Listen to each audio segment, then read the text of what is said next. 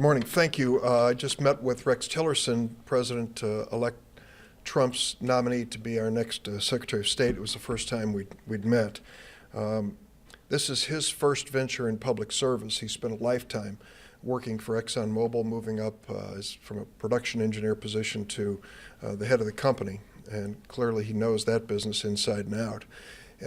And so I asked questions that relate to his potential new role as Secretary of State. The first thing that I asked about was how he believed that he could be an effective Secretary of State dealing with a president who regularly tweets dramatic reversals of American foreign policy, and how he would deal with an administration where in the ranks is a Steve Bannon who has a Breitbart agenda of foreign policy inconsistent with the history of the United States and most of our aspired goals. He was very tactful in his answer, saying that he would serve at the pleasure of the president and would be a voice in decision-making on foreign policy.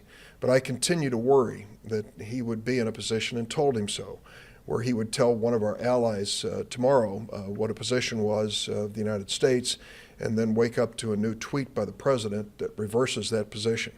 I don't know how the United States or our Secretary of State could have any credibility in that circumstance. We had a long talk about NATO because the president's recent tweet that NATO is obsolete is frightening. I talked to him particularly about Poland and the Baltics, and the fact that they realize that without the NATO alliance in Article 5, where we will stand behind them if there's a Russian invasion, they would quickly become victims of that invasion. He said that he understood that, he agreed with me, and that he believed that despite the word obsolete, what the president-elect was actually saying was it needed to be made stronger. I hope that's true. It doesn't sound like a consistent interpretation, but I hope that what Mr. Tillerson said is true. We talked about Vladimir Putin, and I'm concerned because he is close to Vladimir Putin based on a personal/business relationship that goes back decades when ExxonMobil was engaging in some dramatic investments in Russia. At the time, Putin was Yeltsin's prime minister, and Tillerson was dealing with him on a direct basis. So they do have that close personal relationship during that business period. And he talked about his understanding of Putin as a business negotiator and how he responds to direct and consequential statements and respects the other party in the meantime. I then said, well, you're talking about Putin as a businessman. What about Putin as a politician, where he invaded Georgia, invaded the Ukraine, he jails and kills his dissenters? Political Putin is not the same as business Putin, as you've described him.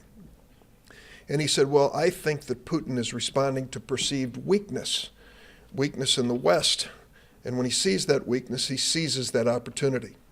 So I said, all right, let's take a specific. 14 intelligence agencies in the United States have said that we were, in fact, victims of a cyber act of war by Vladimir Putin during this last election campaign. So what should we do not to be perceived as weak in response? Well, he said, we have to take it very seriously. And I said, so do you believe that we should have further investigations, including a select committee or an independent commission to look into this verified invasion by the Russians into our election process? He didn't say specifically he'd support that, but he did say, I think the American people are entitled to all the information that we can give them in terms of what happened here.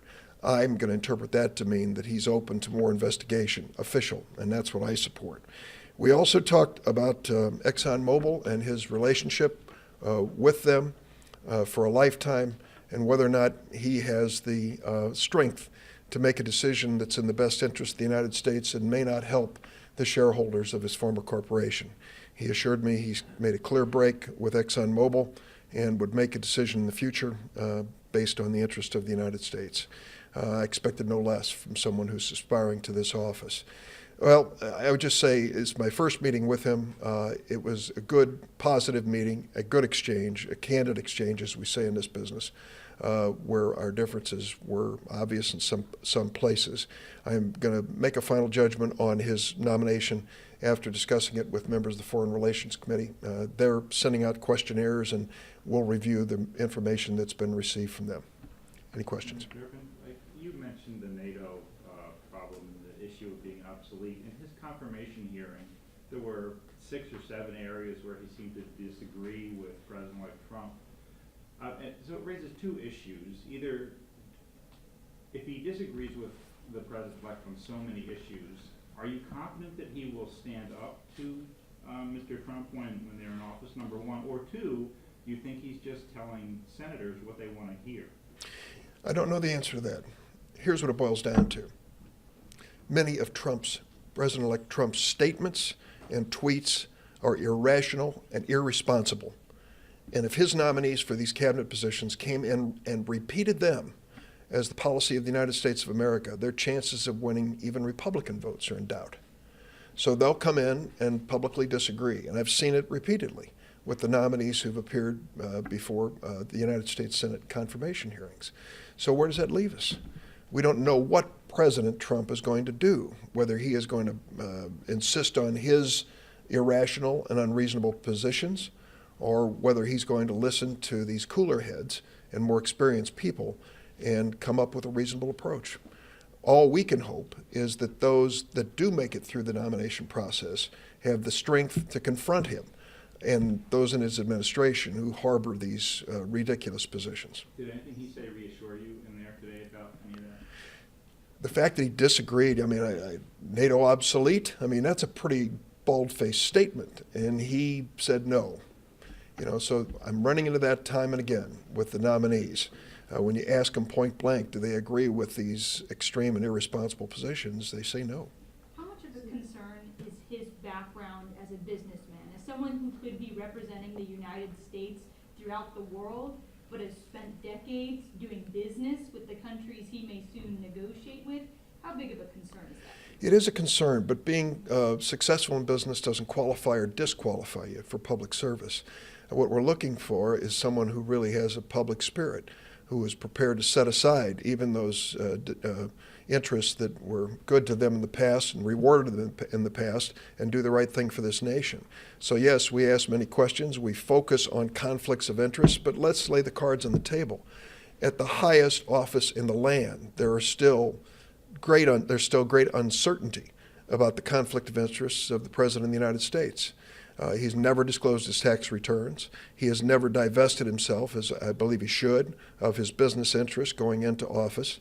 So those questions are going to be raised from the start with this new administration and the people he appoints. Senator, Republicans want to see as many as 7 nominees pushed through the Senate on day 1. On Friday, what at this point looks acceptable on your side of the aisle to move forward with the vote? We had a lengthy discussion about that this morning in the Democratic Senate leadership meeting. I'm going to leave it to Chuck Schumer to spell out the exact nominees and number.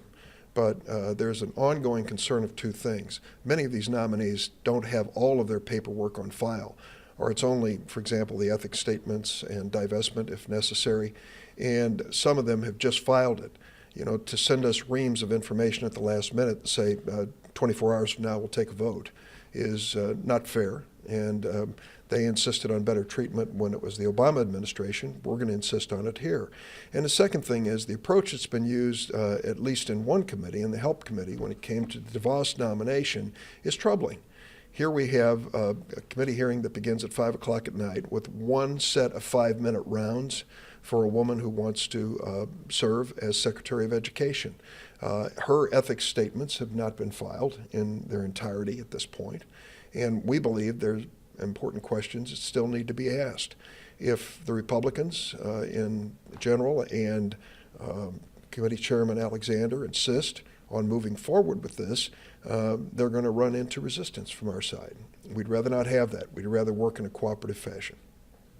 Is it important to you, though, to say, we did make a good faith effort here to get as many people confirmed on day 1 to at least launch the Trump administration on the right footing?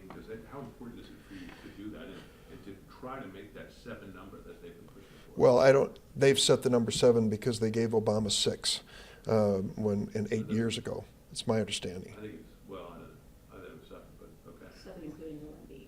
Well, perhaps, but that's arguable. They're in the range of where we were. The difference is dramatic.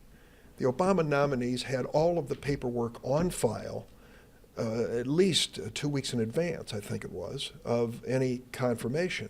And there was plenty of time to review it. And they did not come to this new position bringing in vast wealth and a vast number of questions about conflicts of interest. What we have with this, this new cabinet proposed are so many billionaires and bankers that really call for a lot of hard work.